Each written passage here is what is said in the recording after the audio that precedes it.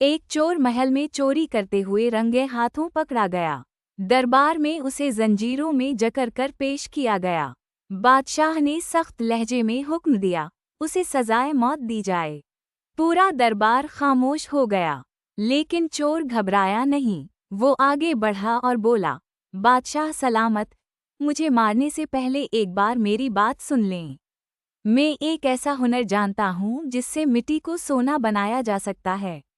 अगर मैं मर गया, तो ये राज हमेशा के लिए दफन हो जाएगा। बादशाह चौंक गया, लालच इसकी आंखों में चमकने लगा। अगर ये सच है तो साबित करो।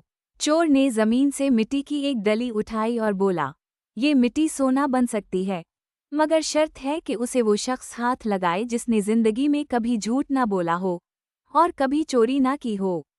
दरबार में सन्नाटा छा गया। पहले वजीर की बारी आई, वो नजरें झुकाकर पीछे हट गया। फिर बादशाह की बारी आई, वो भी खामोश हो गया। चोर हल्का सा मुस्कुराया और बोला, अजीब इंसाफ है, हम सबसे गलतियां हुई हैं।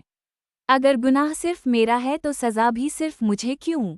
बादशाह इसकी बात सुनकर सोच में पड़ गया और आखिरकार उसने चोर को रहा करने का हुक्म दे दिया। सबक: पहले खुद को ठीक करो, फिर दूसरों पर तनकीद करो।